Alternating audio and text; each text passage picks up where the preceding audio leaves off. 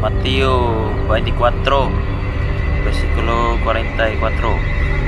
Usa kamo usab kinahanglan mag-andam kanunay kay maabot ang anak sa tao sa nga kamo wala magpaabot kaniya. Pulong ang nagaingon na nga maabot ang anak sa tao sa wala nato dam ha. Kung sa una nakadungog ta gira na ana mga mining a propeta na ana mga kamatay na ana sunod-sunod nga kamatay, pero kung ato ikumpara sa una o sa karon sunod-sunod mga panghitabo gira sa una na ana kadungog ta gira kagutom mga taing klase nga kamatay kadungog na ta sa una, pero karon lahi sunod lang mga panghitabo kay naingon ang kasulatan pagbalik sa anak sa tao sama sa babae nga nagbatik, sama sa kababae nga nagbatik. Diba ang babae ang babae talianak wala kabalo anak sa Asya magbatik wala siya kabalo sunod mahapit na gani siya mga anak. Grabe ang mga sunod-sunod sub-sub ang iyang sakit. Mahapit na gani magawas ang bata, sub-sub ang kasakit ng ibatik.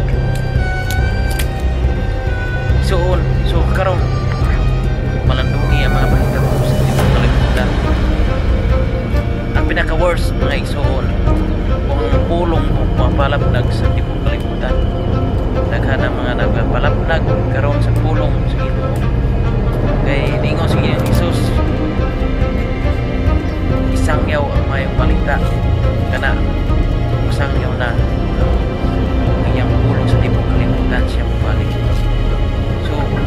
So gamit ra nga simpul karong igsoon sa usara nimo ka kilarang ka minuto nimo abot na diri ka sa Pilipinas, diri ka sa Negros, abot na sa Amerika.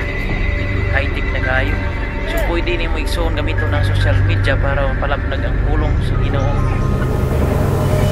Kay tagaan ta ulaton magsangyaw sa maayong balita kay naamanasa ikaduhang Korinto 5:18 ibuhat man ni sa Dios sa tanan. Ibuhat kini ang Dios sa tanan. Itagaan ta ulaton kita nakadawat ni Kristo para ang tanan nga tawo nga nahilayo sa iyang maya na ibalik kaniya. So matagusan nato kakristohano natay buhaton natay misyon, dili lang kay kuan nagapas kag panalangin, nagapas ka og panalangin material tungod kay nga kuan ka muduol ka sa presensya sa Ginoo kana ray mong giapas. Yung dumigsuon ang unang inimong gugma mo ang Diyos. Kaya ang kasulatan nag-ingon higugma ang imong isig kitaw sama si pugulingon higugma ang Diyos labing dako sa tanan. Itagaaman ta luhaton gaan matagtahas sa Ginoo. Diara to sandig nga gigugma nato siya, dili kay nagapas kag panalangin moduol kaniya, nagapas kag panalangin tungod kay nakabalog ka may sangyaw nga daghan maluwas may balik sa iyang maya. Kay ang iyang pagbalik sama man sa kawatan wala natong damba ang anduya.